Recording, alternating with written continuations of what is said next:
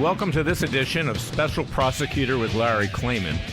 Yours truly is the real special prosecutor. I'm the special prosecutor of the people. I'm your special prosecutor. Forget about Robert Mueller. We're going to talk about that. He's compromised. Frankly, he doesn't need to be fired. He should step down himself. He's got a conflict of interest. But let's talk about what happened this week first. This shooting that occurred in Virginia, Alexandria to be exact, of various Republican congressmen and their staff. The majority whip, Steve Scalise, his staff, others were shot. The gunman wanted to know whether or not they were Democrats or Republicans. They were just simply practicing for a congressional baseball game. But this is symptomatic of what's been going on in this country. It's why, as I've said, we entered into what is in effect a new civil war. Even worse than that. You know, we have all of this hatred and vitriol coming from Capitol Hill. We saw what happened this week with the testimony of James Comey, which was last week, actually, and Jeff Sessions this week.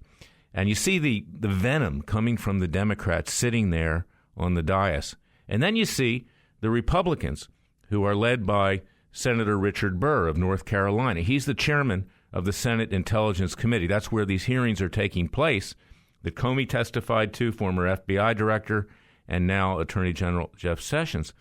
And when the people see that, it's a green light. It's a green light to take action against Republicans. And the Republicans aren't even defending themselves because this guy Burr, he's compromised. I think he's corrupt. He's just simply rolled over to Mark Warner, who's the minority ranking member of that committee. Warner gets up and he gives a speech attacking Jeff Sessions and others viciously. And then you've got others on that committee that do similar things. And this chairman just sits there la-di-da, like Annie Hall. I'm here biding my time with his hands all over Mark Warner. I mean, it's weird. And so that creates an impression to the American people that it's frankly okay to go after the Republicans, and the Republicans aren't even going to defend themselves. But let's talk about what leads us up to this point, because we've had all of this same type of hatred that's emanating not just in Congress. And, of course, this week articles of impeachment were introduced by Brad Sherman, a congressman, believe it or not coincidentally, from Beverly Hills, California, among other districts. And you've got other people on Capitol Hill that just filed this massive lawsuit, these Democrats, claiming that President Trump is accepting bribes from foreign entities, in effect, with regard to his holdings, which are now independently run by his family, not by him. They filed several cases. There are 3 cases on the so-called emoluments clause of the Constitution. Now, it's ironic that the left, and I have to, apologize to some extent for this, but I was the one that invented civil lawsuits, in effect, to go up against corrupt politicians. When I founded Judicial Watch back in 1994, my concept was to use the court system against not just corrupt judges who were making decisions on the basis of politics and other factors, but the other 2 branches of government, the executive and legislative branch. I became a private justice department at Judicial Watch. And then, of course, I founded Freedom Watch, which is doing the work that Judicial Watch used to do. We do these hard-hitting cases. But the left learned from that, and now they're filing all these frivolous cases, something which I didn't do, which I've never did at Judicial Watch or at Freedom Watch, although I bucked up against leftist judges who have claimed that from time to time. But I'm undaunted. I'm proceeding ahead. I don't care what these leftist judges think. I'm going to do what I think is right. And sometimes you get a good judge, like Judge Leon, who enjoined the NSA from illegal surveillance. But they're using this technique. And see, they have a tremendous advantage because 70 to 80% of the judges now, as we talked about last week, and you can see all of our shows on Radio America's archives or on freedomwatchusa.org. You can go back and listen to them, and I hope that you do because it's very educational. 70 to 80% are Clinton and Obama appointees. They're ultra-leftists, most of them. Their concept of the Constitution is non-existent. They shred the Constitution. They rule the way they want to rule because they have a political agenda. And that's not to say that there aren't judges on the conservative or libertarian side that don't shade it as well, but not to the extent that you see from the left. And it's not just what's going on Capitol Hill with this hatred towards President Trump and his Republican colleagues, but it's also what's going on in the courts. And statements are made. Just this week, the Ninth Circuit issued another ruling that Trump's so-called travel ban, which isn't a travel ban at all, simply a moratorium on immigration from 6 predominantly Muslim countries until a better vetting system can be determined, so we don't turn into London, England, or France or Europe, which frankly is going up in flames. I mean, literally a building went up in flames this week. I doubt they'll even say whether it was the result of terrorism or not. At this point, the Prime Minister of England is fighting for her job. I don't think she wants to admit another terrorist attack on her watch as she's about ready to fall from power. But this is the atmosphere here. And the Ninth Circuit makes a ruling which refuses to overturn a ruling by an Obama friend, a former law school classmate, a judge in Hawaii, who enjoined this so-called travel ban. And the language which is used in all of these cases is very, very provocative. It accuses the president of being a racist towards Muslims, and it accuses everybody around him of the same thing. So now you have the Democrats in Congress. You've got a lot of in the judiciary that's running interference for these Democrats that are taking shots at the president. You have the Supreme Court Justice Ginsburg, who's going to be sitting on this travel ban when it comes up to the Supreme Court, which it is right now because they're considering whether to lift a stay on implementation of it. And she, of course, has made very disparaging remarks about the president and people in and around him. In fact, she told him to go live in New Zealand. He doesn't belong here. I'm just paraphrasing. So you've got Congress and now the courts. But then let's add to that leftist Hollywood. Leftist Hollywood, the Kathy Griffins, we've talked about that, holding up heads, bloodied heads of the president, suggesting he should be assassinated. Before that, Snoop Dogg, who also staged a mock assassination of the president. You have Madonna, who suggested that the White House should be burned down. You have Alec Baldwin, who's making similar remarks about the president. And then you have people like John McCain, okay? And this is what I was talking about with the Republicans. John McCain making statements that President Obama was a better leader than President Trump. I mean, his hatred, his venom, his jealousy, frankly, his senility has come through. He's, at one time he was thought to be the most influential Republican senator. He ran for president, he blew it, and now he's upset that he didn't win and Trump did. But all of these things work together. And then add to that the people like George Soros that are out there, this multi-billionaire financier, working with former President Obama in his palatial mansion in Kalorama, Washington, D.C., a 0.1%er who's raking in close to $500,000 per speech, going around the world on trips to Tahiti, upstaging the president in Italy when he's there, disrespecting the Catholic Church, going in there with his wife with bare shoulders when you're not supposed to do that, particularly in Italy, the home of Catholicism. No respect. I mean, the guy, he's always denied that he's a Muslim, but obviously he acts like one at a minimum, and his dad was half Muslim. Well, you know what? There are Muslims in this world that pay respect to other people. They're no longer Muslims, but they do respect other people. This president didn't. So Soros and he are working together. You got Hillary Clinton out there. The Clinton people are still there. They're lurking behind the scenes. And all of this works together. And Soros, of course, we know what his history was. He was a Nazi sympathizer along with his dad, a collaborator who took property away from his fellow Jews as they were going to their death in death chambers in Auschwitz and other concentration camps. This is what we're dealing with. So it's no wonder that Republicans, Steve Scalise, the majority whip, and others were shot at this morning. We have entered into a civil war. This is really sad. We're trying to prevent it, but it also points out why we need a Second Amendment. Of course, we know that the leftists and the Democrats want to do away with the Second Amendment. They don't want us to be able to bear arms.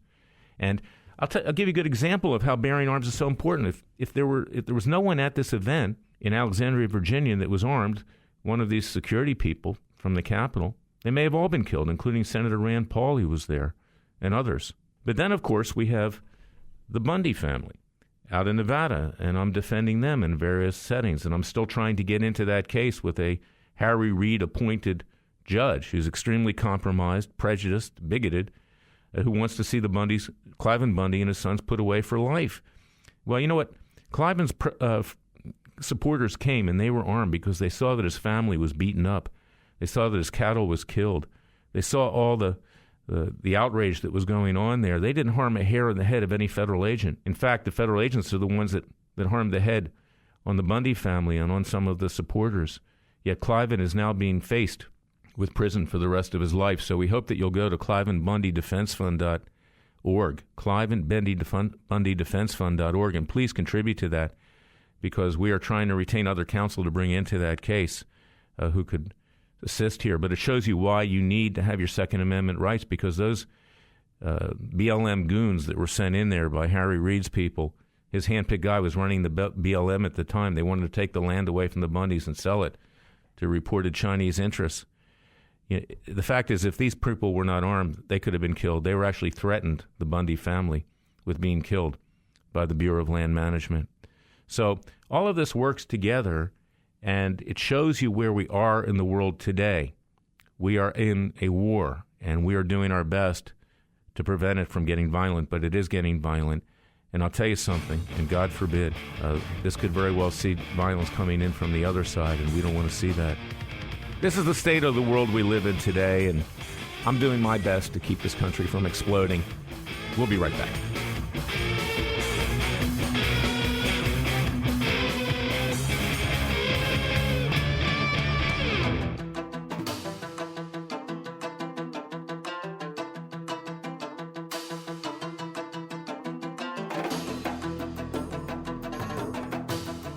Fearless. This Klayman, he's crazy, he's racist, he's out to kill the Democrats. Dangerous. I don't care, he uses the court and the law. Lethal. This is bad. Special Prosecutor Very bad. Larry Klayman. If you'd like to support Freedom Watch and this radio show, go to freedomwatchusa.org.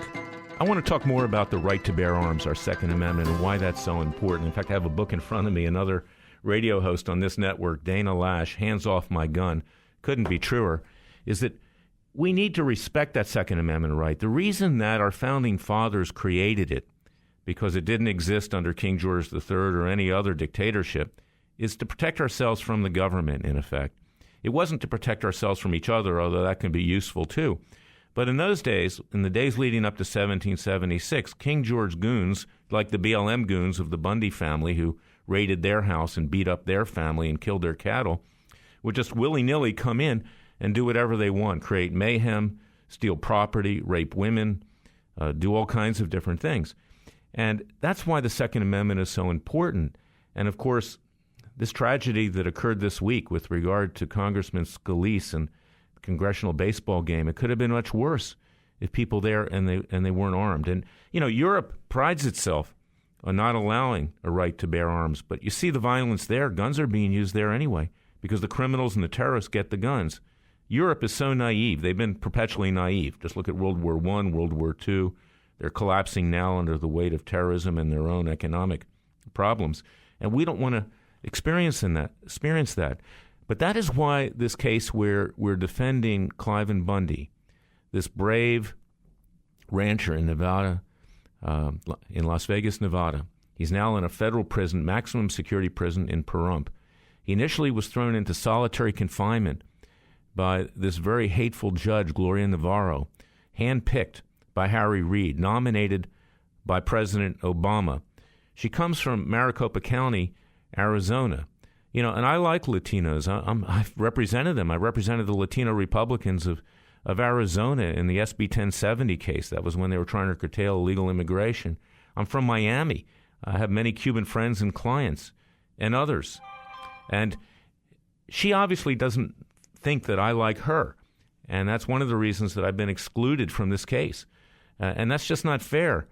And she doesn't like Klayman Bundy. She even made a reference at one point, and she said to Klayman's wife, who was just trying to sit at the table as a paralegal, has she been indicted yet? And this is what we're up against. But as I said in the earlier segment, is that the Bundy family had their supporters come. They were armed. These supporters, when they saw on social media and on Hannity and on Fox News that the Bundy family was being beaten up because the federal government under Obama wanted to take the land away from them, wanted to take their cattle away from them, and they saw that this injury was occurring, they obviously had a right to come armed. I mean, that's perfectly legal in Nevada and all other states. And in some states you can even carry without having it concealed. But yet, it turned out that Klayman Bundy and his sons were the ones that were indicted. And this is why you, the American people, need to support us. I'm handling this case in my private capacity. I'm still fighting to get in. I'm going to be up at the Supreme Court soon, asking them to direct Judge Navarro to let me in as counsel. You know, in a criminal case, you can't keep a lawyer out from defending a client unless he's on the edge of being disbarred. And even then, it's difficult because you have a Sixth Amendment right. It goes along with our Second Amendment right. It goes along with the First Amendment right here to protest peacefully.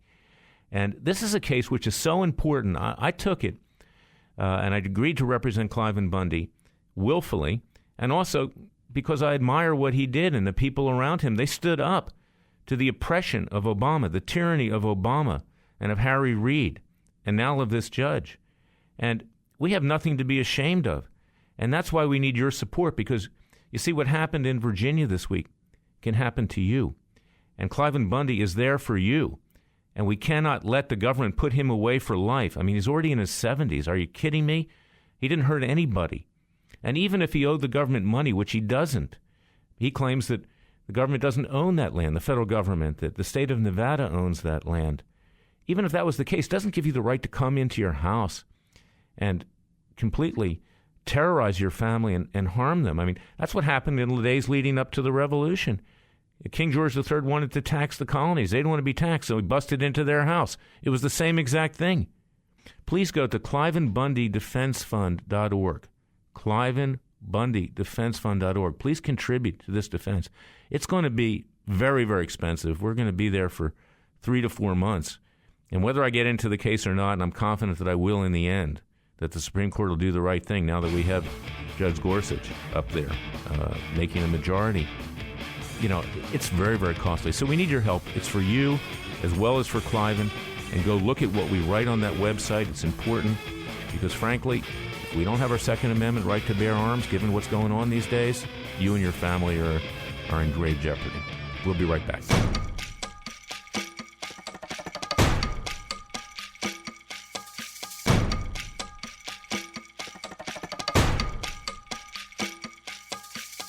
And now, 4 words that make corrupt politicians make wee-wee in their little pants. Transparency and the rule of law will be the touchstones of this presidency. But we have to pass the bill so that you can find out what is in it. Special Prosecutor Larry Klayman. To support Freedom Watch and this radio show, go to freedomwatchusa.org.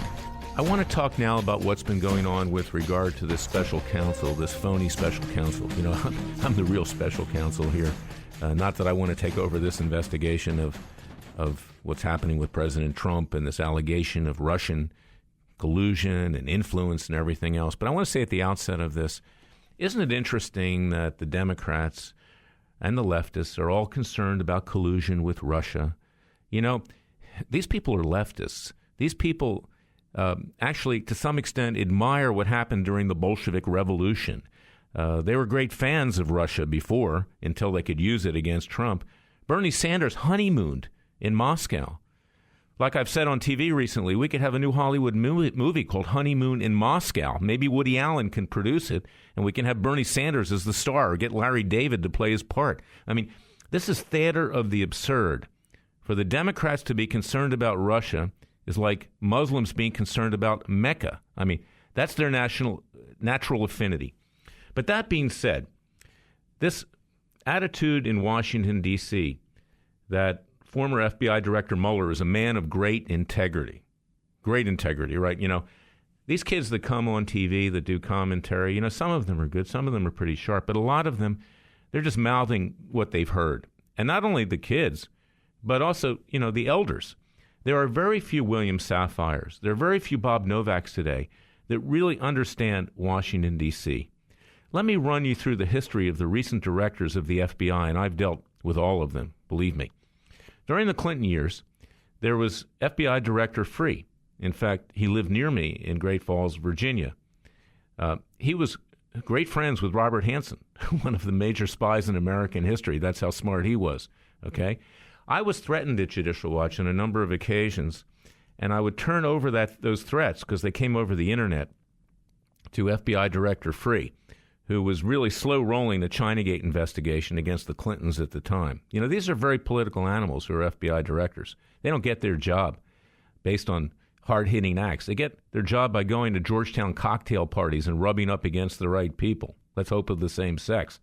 But the reality here is that Director Freeh was extremely compromised. And when I asked him to investigate threats against me, I got a message back from one of his aides. What's in it for me?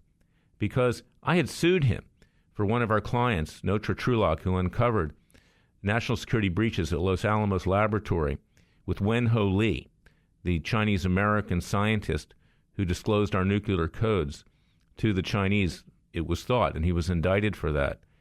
And it was Freeh's people were involved. They actually broke into Notre Trulock's house, gun-butted his dog, remember the Bundy thing that we just talked about? And terrorized Notre Trulock not to do an investigation because Notre Trulock was going to expose FBI incompetence in not catching Wen-Ho Lee. And this is what we live in. And then, of course, while I was at Judicial Watch, because I was being threatened, I had a security guard who we retained. His name was Darrell. I don't remember his last name at this point. It's been 15 years. Darrell had previously worked for the Saudi embassy for Prince Bandar, the ambassador. He told me that he sat in on a meeting with Prince Bandar and FBI Director Louis Freeh, and Louis Freeh was proposing that he be hired by the Saudi government when he would retire as FBI Director. Compromise. Talk about emoluments clauses and suing Trump for taking bribes and influence with his foreign holdings that are now being controlled by his family, by his two very intelligent sons, Eric and Donald. But, I mean, this is unbelievable. So there you have Louis Freeh. Okay, now fast forward. Then you have Robert Mueller, who came in during the George W. Bush years. He was FBI director. Now, of course, now he's special counsel who was assigned to investigate Trump. Now, this is a situation here that he is highly compromised. He's someone who has done a number of things through the course of his career that call into question why the Deputy Attorney General, Rosenstein, appointed him. Now, Rosenstein may be a good man, but I have to wonder why someone who was U.S. Attorney under Obama would be put number 2 at the Justice Department. We talk about a deep state. Now, I'm going to give him the benefit of the doubt. Maybe he made a mistake. Maybe he didn't sufficiently think this thing through. But frankly, putting Mueller in there is a nightmare. We know from the testimony of Comey that he's close friends with Mueller. But I also know from past experience that Mueller sat on top of investigations of Saudi money laundering and allegations that FBI special agents who were Muslim, they were supposed to be able to infiltrate these terrorist groups, money laundering with the Saudis going to terrorism in this country. This was right before 9/11. I met special agents through Shippers, Dave Shippers, who was the House impeachment agent, who told me all of this stuff. Mueller was the FBI director then, and these investigations were suppressed, covered up.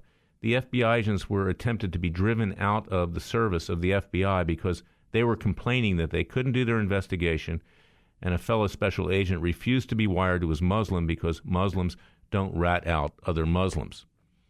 So this is Mueller. And let's talk about, what's going on right now. Mueller is hiring all these people, presuming that this is going to be a long, drawn-out investigation. Newt Gingrich is absolutely right. This is a nightmare from the president. We watch these Senate Intel Committee hearings with Democrats run wild. We're not talking about girls run wild on the beaches of Florida. We're talking about Democrats run wild who actually are foaming at the mouth like they're rabid dogs. And the Republican chairman, as I said in the opening, is sitting there with his hands all over Mark Warner like he's his best friend. Let's hope not worse.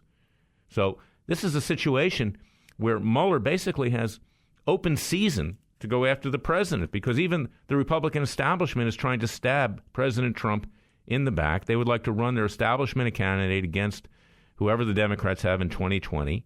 They want Trump out. He's broke up their money train. He broke up their power. They don't trust him, and they want him out. In fact, the day he announced in March of 2015 that he was running for the presidency, he said, look, I know the way it works. As a businessman, I used to bribe all these people legally, legal bribes through contributions, okay? I had them all, bow down to me at their feet. I have no respect for these politicians. They're a bunch of dogs. And so they remember that, okay? But you know what? The president was telling the truth.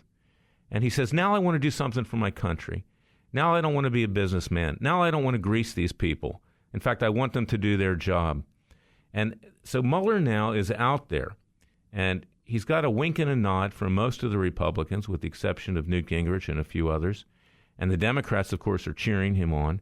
And if you think that Ken Starr, frankly, Ken Starr, who lives in Alice in Wonderland, made a comment just this week that Mueller's a man of great integrity. You know what? He was so naive. I used to call him Baby Huey, that they carved him up like turkey. And Mueller is not a man of integrity.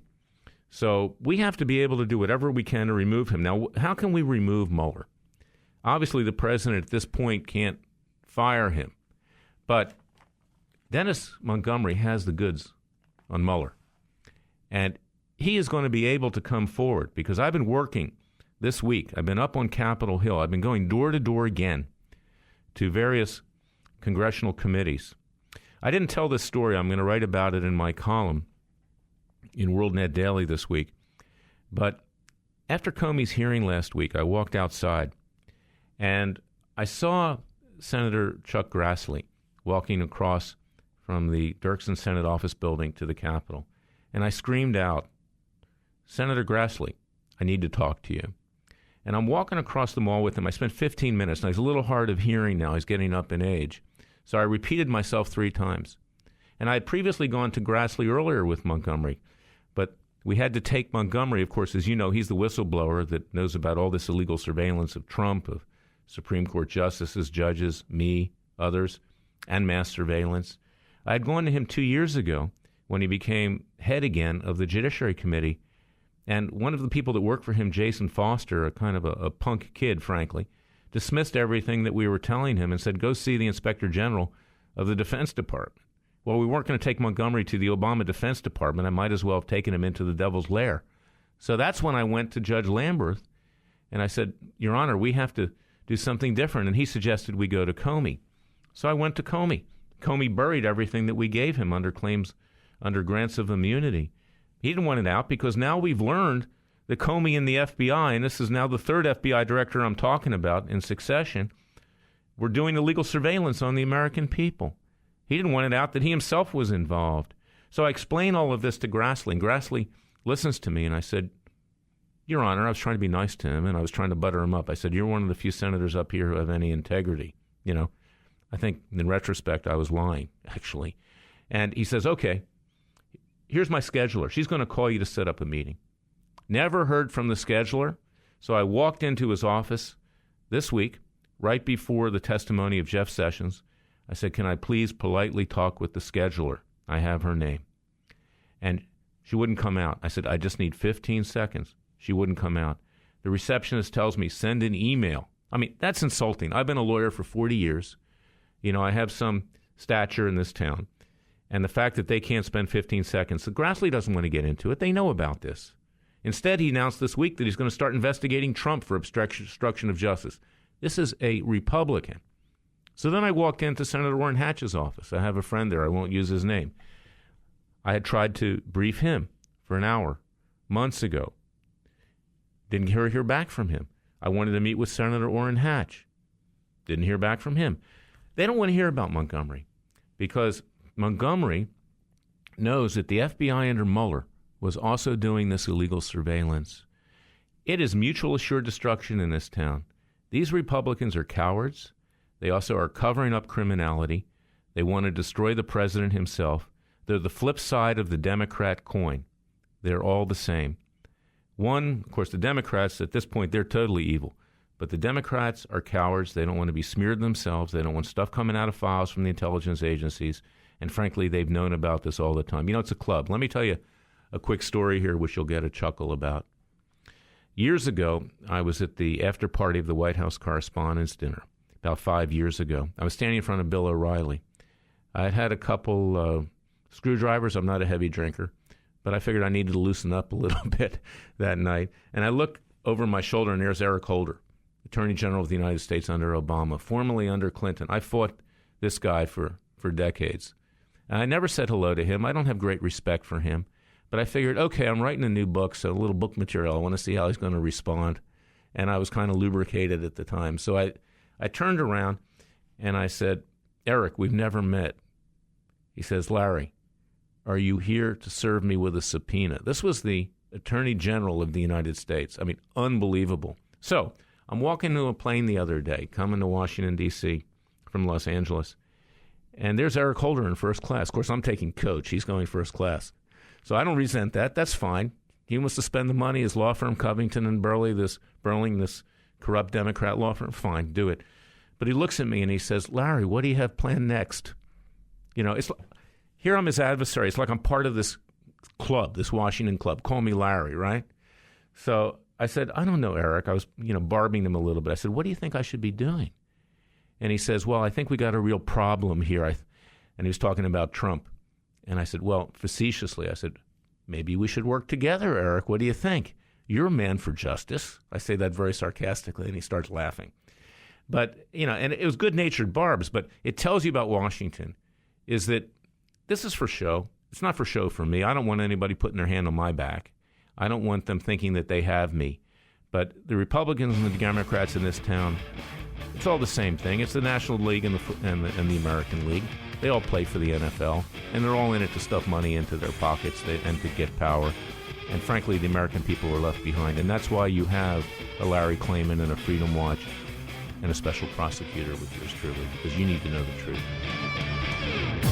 Special Prosecutor Larry Klayman. And this judge made a political decision. It's up on appeal right now. It will be reversed, but it tells you about what we're dealing with in the judiciary. Investigating and exposing corrupt organizations, institutions, judges, and politicians. We bring lawsuits like the Benghazi lawsuit. We bring lawsuits like the NSA lawsuit. We fight as best we can, and I call it like it is. I'm not holding anything back. It's not just talk. We filed a lawsuit this week, as I promised many times in the past, against the FBI, the NSA, that's the National Security Agency, CIA, and others over illegal mass surveillance. Special Prosecutor Larry Klayman.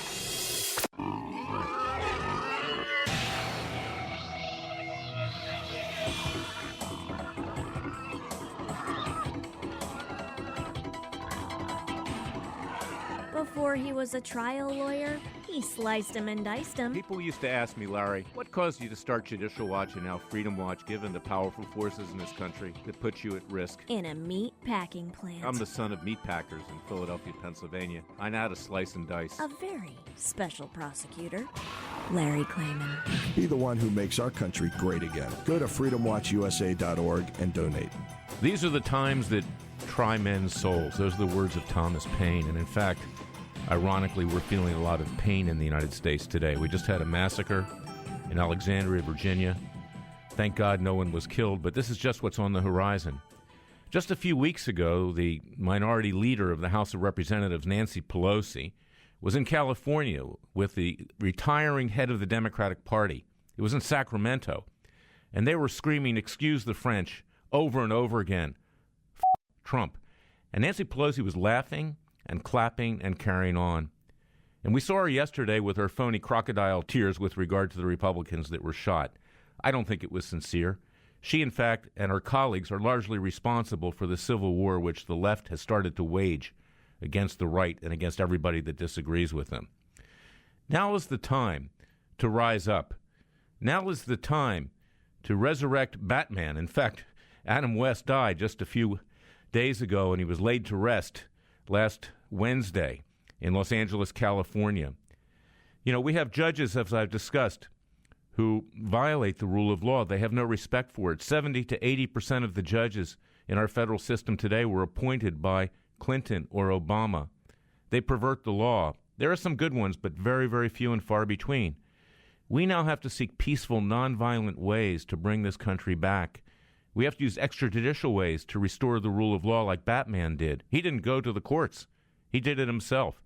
And that's what we have to do. But we're not like the left. We're not for violence.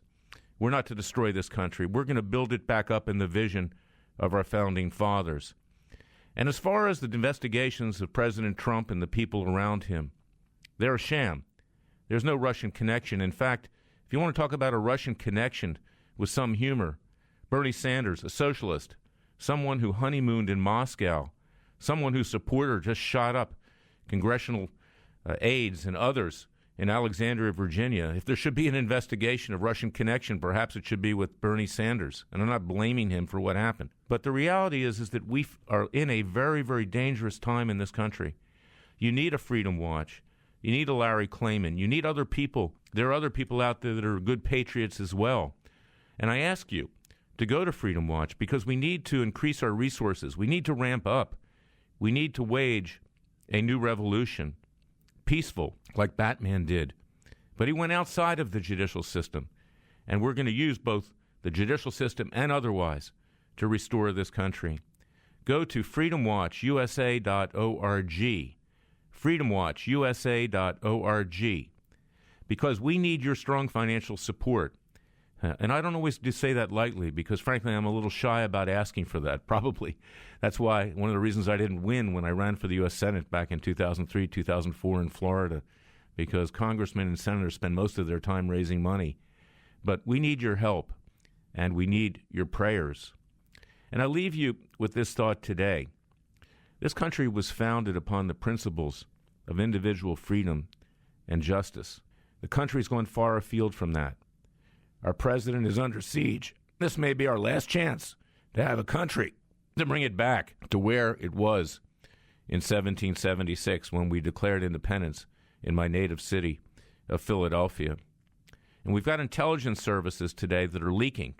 Just this week, it was leaked to the Washington Post that Special Counsel Mueller, who's frankly corrupted and should have to resign as special counsel, was investigating Trump for obstruction of justice. This is supposed to be confidential. It's a grand jury. It's not something which is supposed to be public. And they've done it again. Between Mueller and Comey and the rest of them, this country is in grave peril. And we need to speak up. And those Republicans on Capitol Hill that have been trying to stab the president in the back because they want to run an establishment candidate against him in 2020, they're as bad as the Democrats in many ways. And they don't defend conservatives. They don't defend libertarians. They spend their time stuffing money into their pockets and carrying on in parties in Georgetown. This country is out of control. And that's why President Trump was elected. He was elected because people saw that the establishment was ill-serving the country. So please go to freedomwatchusa.org. freedomwatchusa.org. Contribute to our cause. We need your strong financial support. We are your last line of defense. We are the only ones that can do it. I have 40 years of experience in the courts, and I have 40 years of experience fighting these forces of evil. Join us, brothers and sisters. God save America. God help America in these dire times. Thank you.